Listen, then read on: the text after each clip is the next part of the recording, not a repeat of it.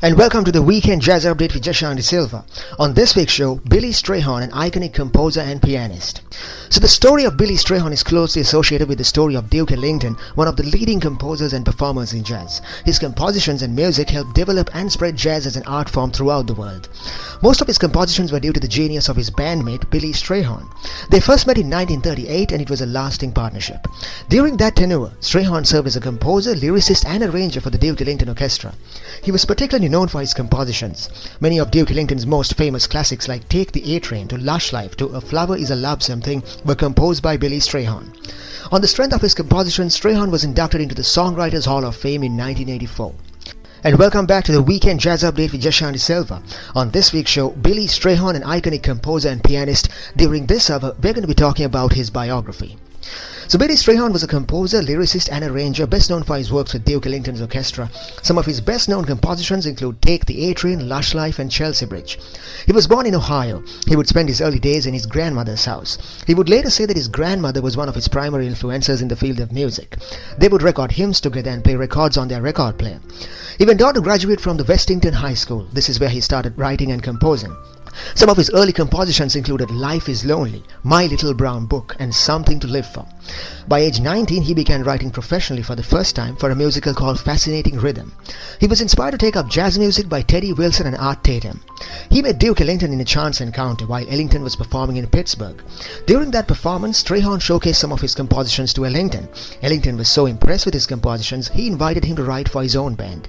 He remained the composer for Ellington's band for over 3 decades. Some of his work were his own compositions like Rain Check, Lush Life and Chelsea Bridge. Others were composed in collaboration with Ellington like Daydream and Something to Live For. Strayhorn would also play the piano for the Ellington Orchestra in live performances and in studio recordings.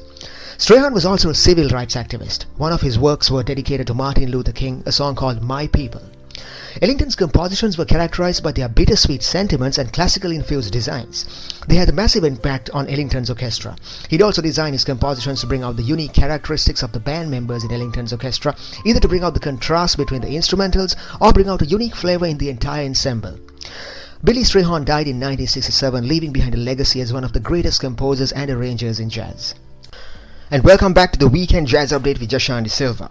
On this week's show, Billy Strayhorn, his biography and best compositions. Now for some trending album news. Dan Zing is a saxophonist hailing from Bay Area who's toured and performed alongside names like Joe Henderson, Freddie Hubbard, Mike Stern and more. So he's about to release his 6th studio album, Two Roads. It's going up for grabs on October 4th. There's a beautiful poem called The Road Less Taken by Robert Frost, and that's basically the theme of this album. The title stems from that poem. So in the album, the songs are about facing a crossroads, wondering which road to take. There's 8 original compositions by Zing here. Also collaborating with him on this album are Rachel Z on piano, Jeff Denson on bass and Omar Hakim on drums.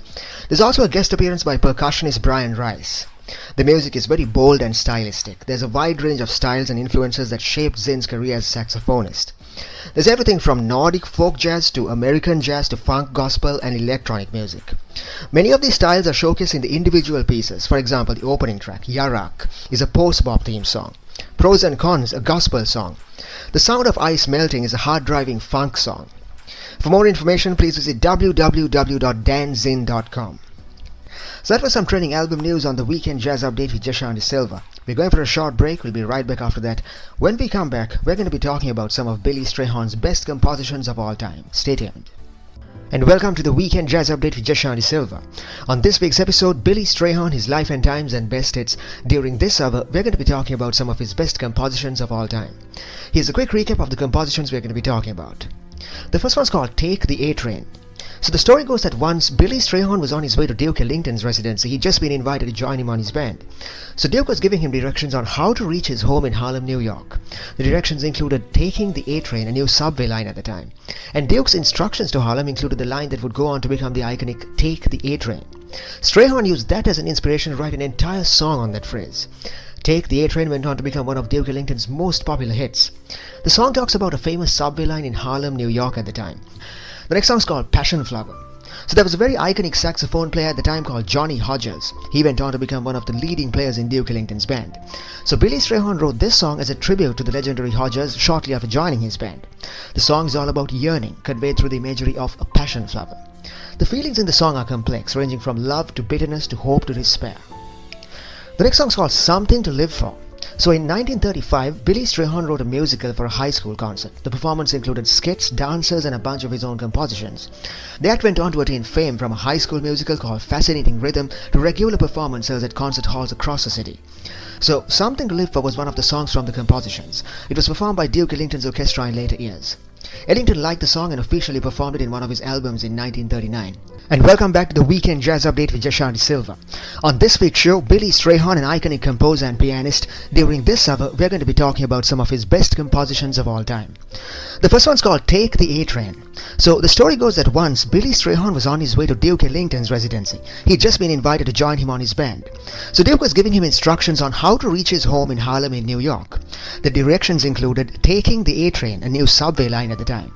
And Duke's instructions to Harlem included the line that would go on to become the iconic Take the A-Train. So Strayhorn used that as an inspiration to write an entire song on that phrase. Take the A-Train went on to become one of Duke Ellington's most popular hits and was the signature tune for his orchestra. And yet it almost wasn't performed. Turns out, Strayhorn had composed the piece after Fletcher Henderson, another jazz legend style. And unfortunately for Strayhorn, the Ellington Orchestra were looking for new styles and material, and they almost didn't perform it, thinking it would sound like an imitation of a Henderson piece. Luckily for them, Duke's son Mercer Ellington came to the rescue. He convinced the group to perform it, and the song turned out to be one of their best hits. One of the outstanding features of the track during its first performance was the improvising of trumpeter Ray Nance. His improvisations were so beautiful that latter-day musicians have sometimes performed his improvisations like a music piece, note for note. The song first hit the charts as an instrumental, and lyrics were soon added. Strayhorn wrote most of the lyrics, the rest were by Lee Gaines. Later, other lyricists added their own, like singer Joya Sherrill.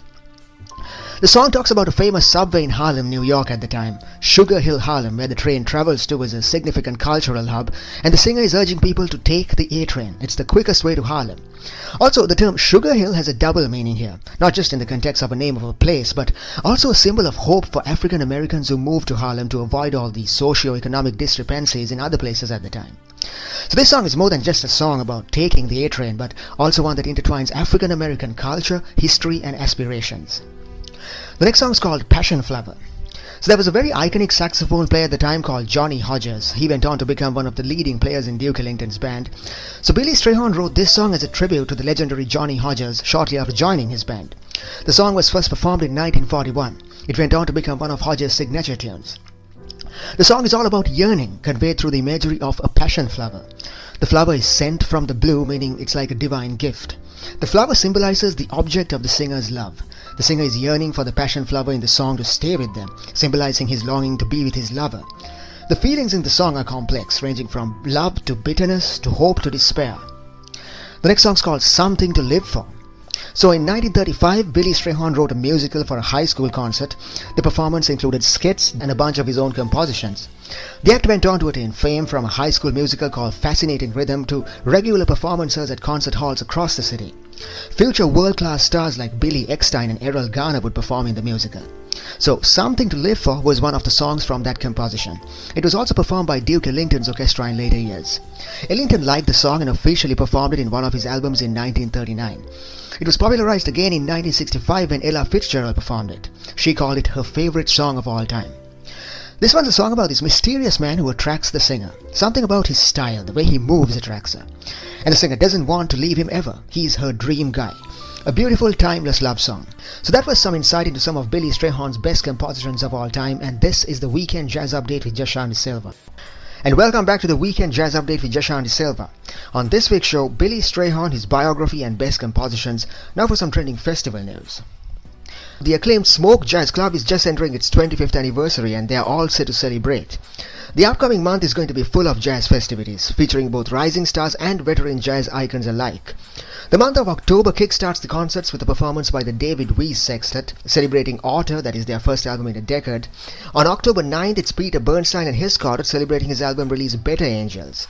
There's also favorites from past Smoke Jazz events, like the Emmett Cohen Trio, performing from October 3rd to 6th. Cyrus Chestnut and his quartet are performing from the 16th to the 20th, and trumpeter Nicholas Payton is taking the stage from October 30th to November 3rd.